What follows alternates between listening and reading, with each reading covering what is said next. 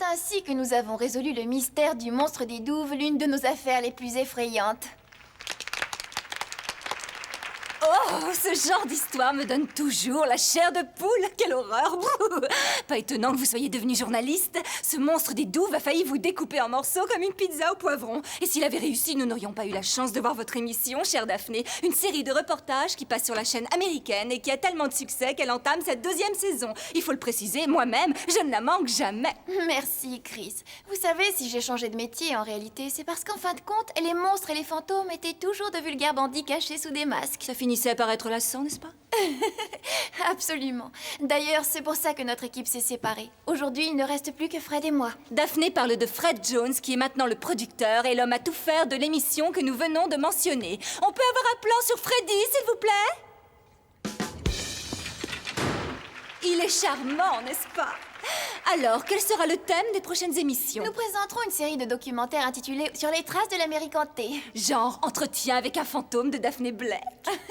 C'est exact, mais cette fois, j'ai l'intention de dénicher de véritables maisons hantées pour mes téléspectateurs. Oh, quel dommage que le reste de l'équipe ne participe pas à cette aventure. Oh oui, il me manque vraiment beaucoup. Oh, toi aussi, tu nous manques vraiment beaucoup, Daphné. Ouais. Après une pause de publicité, nous retrouverons Daphné Blake. Et vous deux, remettez-vous au travail. C'est comme si on y était déjà, monsieur le patron. Ouais.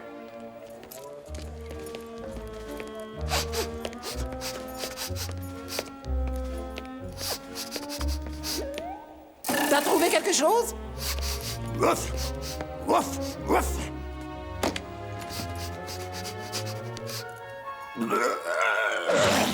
Et sans vouloir te vexer, Scooby-Doo, j'ai l'impression que ton nez a perdu la main.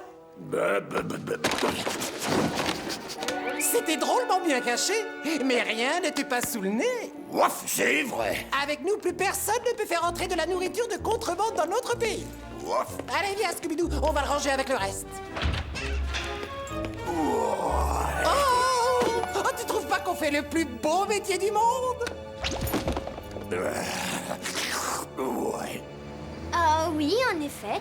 Oui, nous avons la collection complète de Massacre à la moissonneuse. Numéro 23, le village des vampires, je l'ai.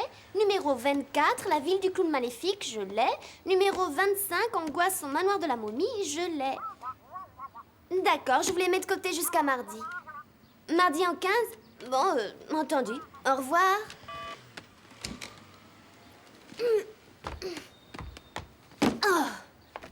Oh, résoudre des énigmes, c'était beaucoup plus passionnant que de les vendre. Allô, librairie mystère? Freddy? Super! Excellente idée. Tu peux compter sur moi.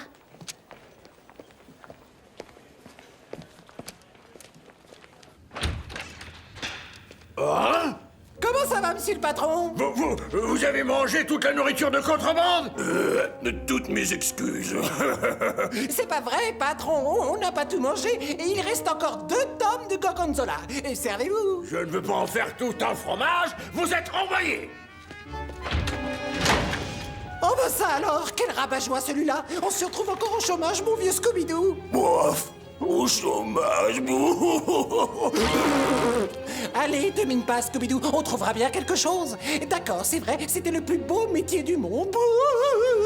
C'est sûr, on risque de mourir de faim et de n'avoir plus que la peau et les os.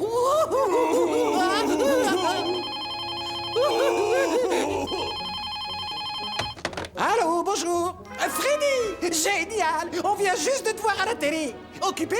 Non. Scooby-Doo et moi, on avait justement l'intention de prendre des vacances. Ouais, vacances.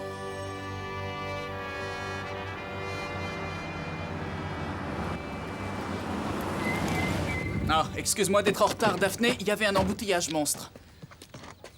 C'est tout ce que tu emportes? Tu as pris les cartes? Oui.